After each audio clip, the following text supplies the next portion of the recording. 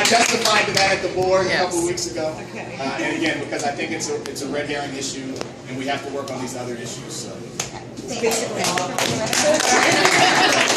is wonderful, wonderful. Where were you 25 years ago?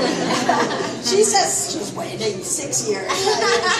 I was elected to the Montgomery County School Board way back. Probably most of you weren't even born in 1990. And the reason why I ran was for something very much related to this issue, which is what do we do to serve the students of a very diverse background, and especially linguistic diverse backgrounds. I'm from El Salvador. I was lucky enough to come when I was 3 years old. I learned English the same way I learned how to play in a sandbox.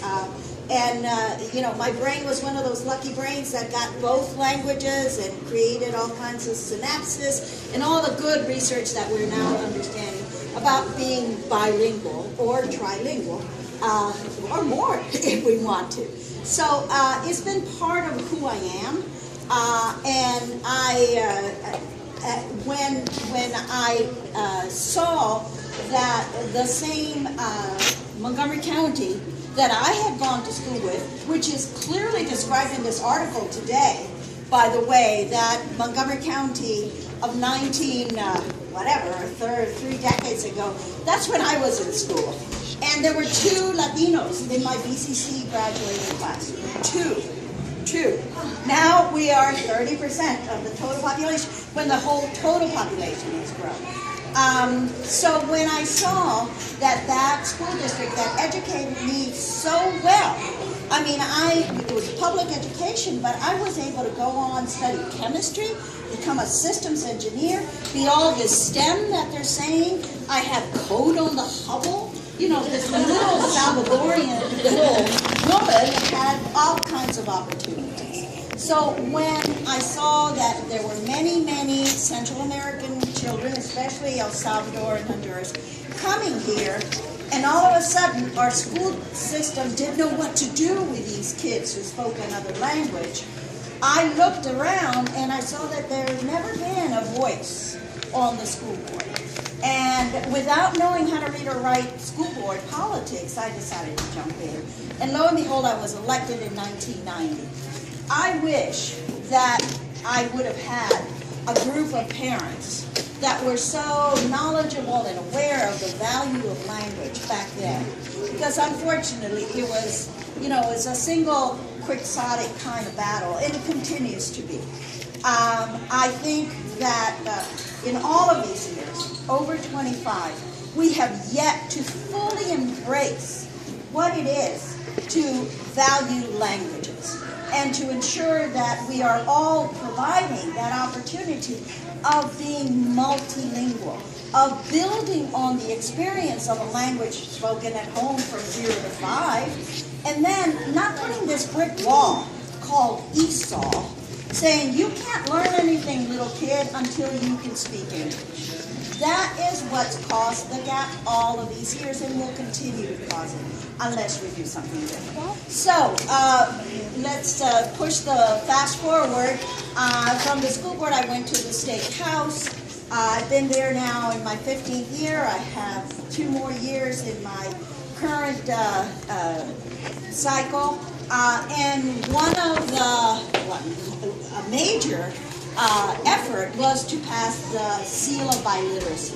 It took me 3 years of fighting to get this absolutely beautiful bill, which everybody supports, superintendents, school board members, teachers, parents, students, to get it through and out of a subcommittee that was in a drawer and just refused to bring it out.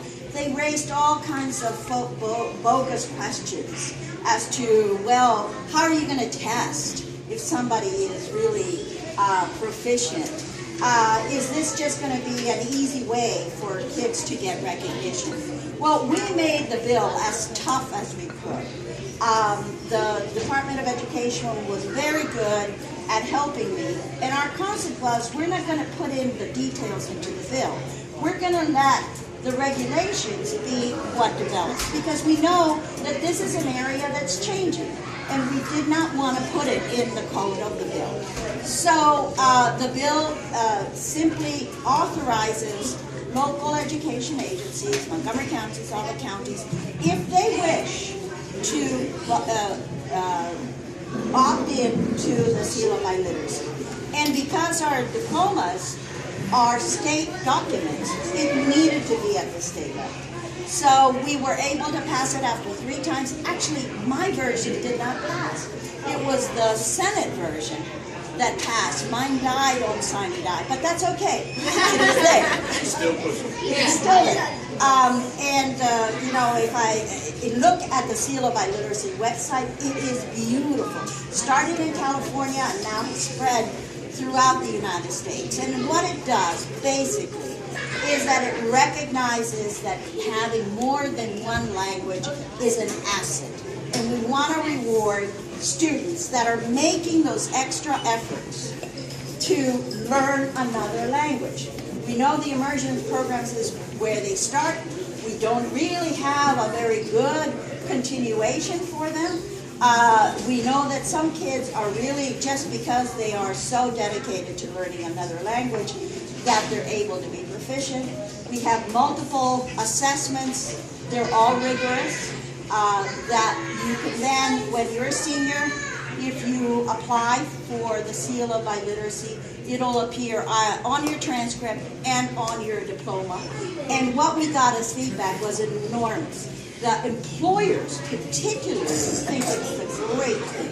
I mean, we really have changed since that early Montgomery County. We really are seeing that employers, our entrepreneurs, all of our retails, all of that are really valuing what is in the language. So that is now passed. I want to just alert you that I may need your help. Apparently, the bill passed, it is law, but it had to be approved by the state board. They tried to weaken it. They tried to somehow eliminate any kids who had been in ESOL. Now, you know, I don't really understand. But apparently they were not able to be successful in putting some clauses, restrictions on it. The regulations are now out for comment. I think that it should be okay, but I think we need to, if we care about it, and we want to make sure that our children are going to be able to demonstrate that they are biliterate, that we may need to fight one more time. This year, I'm getting it ready. I'm doing all kinds of work, and I love Cal. I'm taking this one more step. In the early grades, both pre-K, preschool, and school, we need much more dual language instruction opportunities. And we are now, I have to be fully disclosed, I have a personal interest in this. I have 2 little granddaughters at Rolling Terrace. Here they are! I did not plan this.